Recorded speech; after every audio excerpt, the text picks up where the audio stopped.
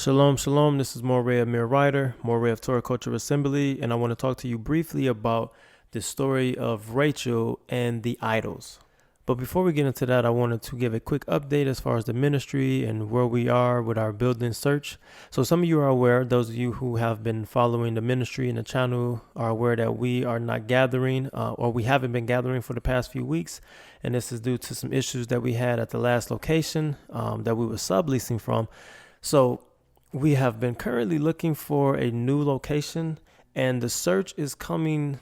It seems like it's coming towards an end. We have narrowed it down to 2 locations. We've seen some other options out there, some really viable options, but it was really pretty much putting us in the same position that we were in last time, where we are subleasing from another place, and it was a church, and we're trying to work out a deal with them, and we just don't want to put ourselves in a position to where they're saying we can't keep our feast days there, and just the type of issues that came along with availability and all of that stuff. So we wanted to find a place that is ours, that we can use. So we have narrowed it down to 2 locations, and we have been in contact. My wife specifically have been in contact with the agents who are over these locations, and dialogue is going really, really good. So she happens to be over both of them, but they have interest in, from other people as well. So we're not the only ones who are looking for this place. But nevertheless, just keep the ministry in prayer, and hopefully we can have some news in the upcoming weeks or so. So just keep us in prayer about that. So now back to the story of Rachel and the idol. So if you follow the ministry, you know that we are really big on having a functional, practical application of the text. You know that since I've became with Moray, I've really been keen into looking into the cultural aspects of the text and seeing how the culture around ancient Israel influenced them, or can I gain a cultural understanding about something within the text that seems to be vague, or wonder why is this here.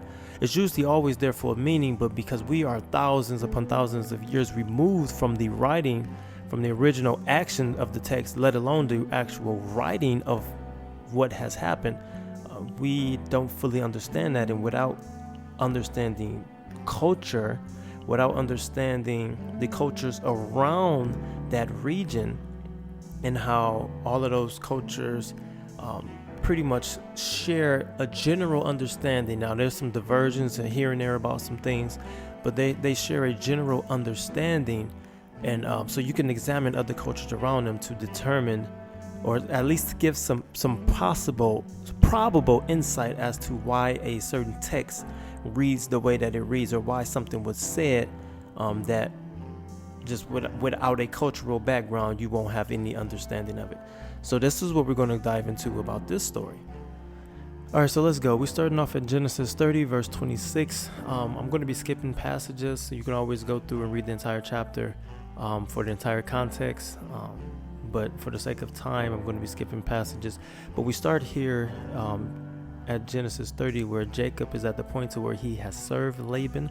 He has served him successfully, faithfully. He served them for 2 women, although he was only initially trying to serve for 1. And this gives some insight into Laban's character, where Jacob came there, saw Rachel, he saw what he wanted, he knew what he wanted, he was willing to serve to get what he wanted. And they made an agreement, and Laban agreed to Jacob serving 7 years for Rachel. However, once again, pulling out from Laban's character, instead of being upfront with Jacob and saying, hey, it's not in our culture to give the youngest, like i.e. Rachel, to give the youngest before the oldest, he didn't say that. He agreed to it. He allowed Jacob to serve, and then he did a little switcheroo at the end when Jacob was ready to go into his wife. He did a little switcheroo, and Jacob's like, yo, what happened? Why did you do this? And then he goes and tells him, hey, it's not in our culture to do this. But he could have been straight up upfront and honest with Jacob to begin with, But that just sets the tone for Laban, because we're going to see multiple times where he goes against something that he has said, or he manipulates an agreement that he made. Jacob even pronounces later on in the text that he changed his wages 10 times. And when they made an agreement about Jacob taking the spotted and speckled and streaked cattle, livestock, that he went and he tried to take those away so that Jacob wouldn't even have anything. So Laban just wasn't a stand-up guy. Nevertheless, the story goes on. The story goes like this. Genesis 30:26. Give me my wives and my children for whom I have served you, that I may go, for you know that the service that I have given you. But Laban said to him, if I have found favor in your sight, I have learned by divination that the Lord has blessed me because of you. So Laban has identified Jacob being an asset to his property, to his dominion that he has, so he does not want to let that go. That's not the important part of the story, but I did want to highlight that Jacob was ready to be his own man, to return back to his father's house, to turn back to the land of his fathers, to be his own man. Jacob did not want to let him go. What I really want to highlight is when we get into verse 31, verse 1. This begins to set the stage for the whole point of what I'm trying to get across. Verse 1 of Genesis 31. Now Jacob heard that the sons of Laban were saying, Jacob has taken all that was our father's, and from what was our father's he has gained all of this wealth. And Jacob saw that Laban did not regard him with favor as before. So Jacob's sons is looking at Jacob like he's become prosperous under my father's house. My father is losing and Jacob is gaining. What they're seeing, and this is the motivation, right? This is the motivation behind the statement. What they're seeing is a threat to their inheritance. So that sets the tone right there, that very first verse. This has set the tone. Inheritance is the issue. They're seeing Jacob's prosperity, but they're equating it to, okay, their father has diminished, Jacob has become great. What are we going to have? What are we going to have? So that is important. Keep that in mind. So we jump down to verse 4. So Jacob sent and called Rachel and Leah into the field where his livestock was. Now, I'm going to say this, and I'm going to read it as it states, but I'm going to let you know what I feel about it. It says that I see that your father does not regard me with favor as he did before, but the God of my father has been with me. You know that I have served your father with all my strength, yet your father has cheated me and changed my wages 10 times, but God did not permit him to harm me. You jump down to 14, and this is what I was going to say. So it says, Rachel and Leah answered. Now, I am of the belief that it was primarily Rachel and not Leah. Either Rachel was saying all, or Rachel was just spearheading the conversation and Leah was giving, little tidbits. But she was definitely, from my understanding, a driving force. And I'm going to get to why. I'm saying that. I'm not just going to make a claim and not give something to validate why it is that I'm making that claim. But I believe that it was Rachel who was the motivating factor, or the instigator, or the one who was spearheading this reply. It says, Then Rachel and Leah answered and said to him, Is there any portion of inheritance left to us in our father's house? Now, this doesn't have anything to do with Jacob. This has to do with the managing of the father's household. So you think about the sons seeing that Jacob is a threat to their inheritance. Immediately, when Rachel and Leah, and I'll do air quotes, respond, the first thing that is mentioned is about inheritance. That is important. This is the tone of the chapter. Remember how important inheritance is. Now, I know us Negroes here in America don't worry about leaving inheritance for people, but we need to change that. We say that we've returned back to our culture and our heritage, but a lot of us have simply just switched religions. That's all we did. We still have the same Western lens that we view in the text from. We still have the same dogma that we had when we was in Christianity. That's all we really did, was just switch religions. How many of us can truly say that we have have begun the initiation process of cleansing ourselves, of viewing the text with a Western lens. If you do not value inheritance, you just change religions. That's all you've done. You are not of a cultural mind. Because if you are of a cultural mind, you would truly understand and value inheritance. And you would understand when it says a great man leaves an inheritance for his children's children. You would be striving for leaving something for your children's children versus just living for today or living for the moment or just sitting there on your hands and your feet waiting to be rescued. Right? So the inheritance comes up. Then we go to verse 15 and he says, are we not regarded by him as foreigners? For he has sold us, and he has indeed devoured our money. Now that's a little ambiguous. I've been trying to research that as much as I can. It's no clear-cut understanding of why they say that, but it does indeed have something to do with inheritance. Maybe there was something that they were supposed to have. I'm sure eventually I will get some insight on that the more I dig and dig. But as of right now, that's a little ambiguous. But nevertheless, the inheritance is still the main concern here. Because he goes on to say, all the wealth that God has taken away from our father belongs to us and to our children. Now then, whatever God has said to you, do. So Jacob arose and set his sons and wives on camels. He drove away all his livestock, all his property that he has gained, the livestock in his possession that he had acquired in Paddan Aram, to go to the land of Canaan to his father Isaac. This is the important part. Once again, what we're seeing with the sons, inheritance. What we're seeing where Rachel and Leah, air quotes, you're seeing a conflict of inheritance. So verse 19 comes in and you see this very, very ambiguous line, which, okay, Laban had gone to shear his sheep and Rachel stole her father's household goods. And then it goes on and it's just, that's just like dropped in there. And goes back into Jacob talking about or trying to get his family ready so that he could leave without telling Laban, which he succeeded in doing so. But then we get to a point to where we see that Laban not only realizes that Jacob is gone, he realizes on the third day that he was gone, but his idols are gone. You see? So Jacob gets there. He arrives. He meets after a 7-day journey. He meets up to where Jacob has settled that on that point in his journey, and he's angry. He's like, you've taken away my daughter as if they were captives of war. He didn't get a chance to kiss them. Why didn't you tell me that you was gonna leave? As if he's been a stand-up guy all of this time anyway. But why didn't you tell me you were gonna leave? We could have sent you away with a celebration. We could have did this XYZ.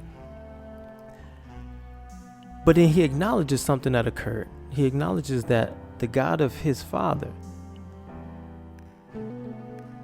the God of Jacob's father, Isaac, the God of his father, came to him saying, do not do anything to Jacob, good or bad, or do not bless him or curse him. So he acknowledges that. But then he goes on to say, he understands that you have longed to see your father. Because Jacob right now is a servant. He's a servant right now. So he's acknowledging, I understand now that you have longed to see your father, but why did you take my idols? And here we go, back to the idols. Why is this such an issue? Why is this a pressing issue for Laban? Is it just because there's something that he had that brought him solace, or something that comforted him, or something that he physically worshiped, or is it something deeper here, some cultural significance that we're missing? There's some backdrop that's not clearly apparent, and I would submit to you that it is. But before I submit to that, and before I bring that out, I want to go ahead and just finish the narrative. And so then you drop down and you go, you got Laban searching for the idols. He searched Jacob's tent. He searches Leah's tent. Meanwhile, Rachel has hid them in a saddle, and she's sitting on the saddle. And Laban comes to her, and she's like, yo, I can't get up. I'm on my cycle. And we understand from Leviticus, I believe it's Leviticus 15, how women are supposed to be isolated when they're in that time, when they're in their cycle, they're bleeding.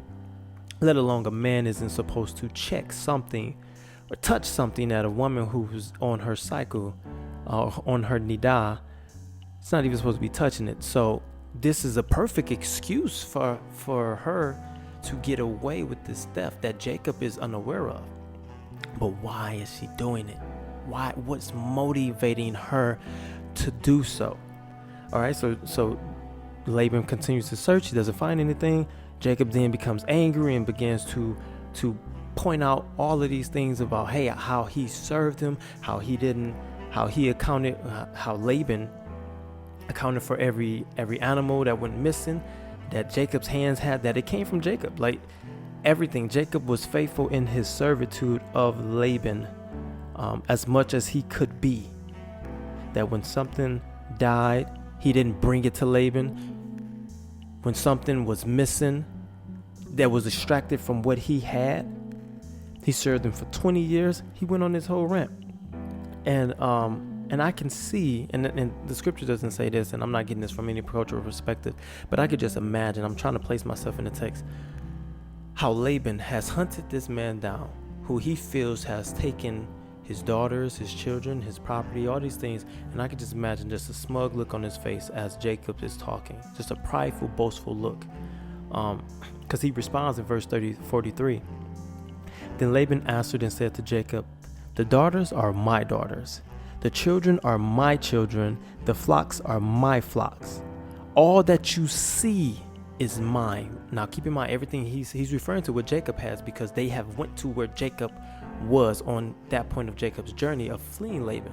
So everything that Jacob has gained during this time of service, Laban is saying that it's mine, it belongs to me. So the sons see a threat to the inheritance, the girls see that they don't have an inheritance, and the man sees that everything that you have belongs to me.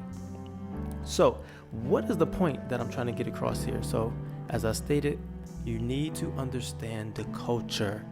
You need to understand the culture. This is actually very significant. This is very significant. At least, and not saying that this is something that you can implement today, but it's very instrumental in understanding why certain things are happening in the text. Inheritance is definitely something you can implement, and you should implement today. And if you're not doing so, then you're not being faithful with the Most High has given you. And I'll just say that. But going back up to verse 19, Rachel stole her father's household goods. Now, here we go. When you look around and about the culture to get some understanding of how the ancient civilizations operated, you will come across a discovery called Nuzi, N-U-Z-I, or Nuzu. Now, there was thousands of tablets that was discovered at this site. Thousands of tablets that was discovered, and it has so many parallels to the scriptures that can help give you insight of the patriarchal age. All right, so specifically the patriarchal age, where it can give so much more insight. So there's a couple things that and I'm probably going to make a few more videos, because some of the stuff that I've been finding has been enlightening. Now, once again, I've already had a desire to practically to approach the text practically and functionally and see the text from a cultural standpoint. But then coming across this, so in this scenario, I'll just get straight to it. So in this scenario, you have Rachel who stole her father's household goods. So I told you that the tone of the chapter was leaning towards inheritance. That was that ownership, right? Who's going to own what? So if a man, let's say for example, and I'm going to create a story. If a man had 3 sons, son named number 1, named number 2, and named number 3, and that was also the order of their birth. So number 1, okay, he was the first son born. All right, just so that we understand. Number 3 was the third son born. So if a father had 3 sons, I gave you their names, and a father did not do what he was supposed to have done during his time of nearing towards the end of his life, which is divide or distribute the inheritance among his sons, the one in possession of the idol, if it is ever disputed in court, the one in possession of the idol is the one who would be named and recognized as the lawfully and rightful heir to his father's house. So if father gave his idol during his life to number 3, and then in the event of the father passing without distributing the inheritance, if they end up having to go to court, and yes, they did have courts, they did have ways of managing their society, they had judges, they had these type of things. The Israelite culture, we aren't the only ones who had this. All right, the other cultures had these things as well, and and many of them kept records. And these are the type of things that we need to be looking for to give us a better understanding of what's going on in the text. Is these records from these other cultures like Nuzi or Nuzu and Mari and the Middle and Syrian laws and these other texts that's out and about, so that we can gain a better understanding. But anyway, if they go to court, if they have to go to court to figure out who should be granted the inheritance of his father's possessions, the one who is in possession of that would be the one who wins the court case. So when you transpose that understanding with what happened with Rachel, and this is why I say that it was her who had to be spearheading it, because she was the one who grabbed the idol. So you take that understanding that she mentions the conflict of not having an inheritance in her father's house, and kept going on about that. You see, she goes on and she does this. What she was essentially doing is, when her father died, the possessions of him would belong to Jacob. It would belong to Jacob. So in a way, she's covering for herself, but she's also doing her husband a solid in the process, right? So she also sees what's been going on. She feels some type of way about the treatment of her, their inheritance, stuff that they were supposed to have. And, you know, her husband is the one who's been serving, and he keeps being cheated. So she does this. That's a woman who is assimilated right there. She does this. Part of it's for her, but it's also for her husband, so that when her father died, Jacob would be the sole inheritor of his property. Now, what happens, we don't know, because the story changes. It doesn't elaborate back on it. But that's why it's significant. That's why she did that, and that's why I believe that it was Rachel who also was the one who was saying that. Even though it says Rachel and Leah, I believe that Rachel was the main person speaking. All right, so one more thing about this, since we're talking about Jacob, Leah, and Rachel, it was also customary. So we see that when Jacob took them as wives, that the wife was given a servant. The wife was given a servant. So is that just something that was just that Laban was just doing? Maybe he felt his daughters would need more help or something like that. Or was there something cultural? Was there something customary to that? And I would submit to you that it was also customary, just like Rachel cultural, just like Rachel taking of the idol. It's because you also find scenarios like this in the text where upon the marriage of the giving away of a daughter, the father would also give that woman, his daughter, a servant. So we see that the maidservants of Rachel Rachel and Leah were given to them by their father. We also see this in the Nuzi text. This is something cultural. It's not just something that was done by Laban himself. And I'll read something real quick. It says, prior to the discovery of the Nuzi tablets, scholars have assumed that a later editor had added the notes that Laban gave named maidservants to his daughter when they were married. This is Genesis 22, 24, and 28, 29. But researchers have discovered Nuzi marriage contracts stipulating that the bride was to be given a handmaiden whose name was duly recorded in the contract. So also, women, if y'all out here getting married to men, air quotes, and they just like sex as marriage, or they're not providing no contract, be careful. I just want to say that right now. But also, in light of the main topic here, I'm going to read, and this is from the same. This is by the same people. An individual's household idols were considered highly important in Nuzi, and were handed down to the principal heir. If the inheritance were disputed in court, possession of the family idols could be accepted as proof that the deceased had intended the possessor to be his heir.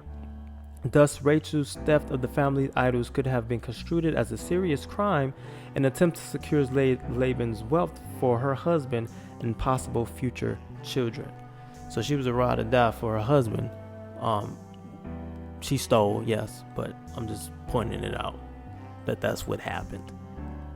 And that's the cultural significance of it. And there's a lot more cases like this in Genesis. And as I continue to find these things, I'm going to do lessons about them. Some of them won't be as long as this one. This is way longer than I anticipated. But there are other ones. Even when you look at Sarah dismissing Hagar, there's a lot of things about that you can extract from that. But also stuff that you can find from the culture around it that shows whether or not Sarah even had the legal right to do so. About Abraham's servant. It's so many different things. But I just want to encourage you to stop looking at the text with a religious mindset. This religiosity is holding us back. We get upset because there's things that we see in the text that we don't like, or may rub us the wrong way, or we don't think is right. We feel some type of way about it. We in our feelings. This is cultural literature. And if you are an Israelite, if you subscribe to this book, you should be finding out ways to return back to everything that can be applied today. Everything can't be applied, but as much as can be applied, we should be returning back to the ways of our forefathers, minus idol worshiping and all that type of stuff. But especially the patriarchal age, because this is where men were men, and this is where men truly led their household, right? So we give honor to Abraham, Isaac, and Jacob. Well, in the midst of giving honor, we can't look at certain things that they do or they did and then criticize them for it, because we don't have a cultural understanding of the dynamics of which they lived upon. So that is my lesson for today. I may make another quick video, but nevertheless, keep digging, keep studying, but get rid of that Western mindset. That Western mindset is holding you back from fully embracing who it is that you claim to be. Get rid of the Western mindset. It's almost become cliches to say Western mind, because that's what we all say. All us Hebrews say that, but once again, it's only a small segment from my experience who are actually even attempting to return back to anything that resembles culture. We are just, happy with what we have right now here in America, with the setup that we have, just knowing we're Hebrews, fellowshipping on Shabbat. It's like we're just Hebrew 7-day Adventists, and that's really it. But I digress. That's how I feel. Torah Culture Assembly, where we are really big on character, community, and culture. We've been saying that. We will continue to push that. And those who have an ear to hear, let them hear. And we look forward to fellowshipping with those who are truly about the return to the ancient paths, the paths that will safeguard us from being manipulated by a system that's not created for us. We need to stop trying to assimilate to this system and return back to what's already been written, and we can safeguard ourselves from this society. All right. Till next time, I am Moray Amir Ryder. Peace and shalom.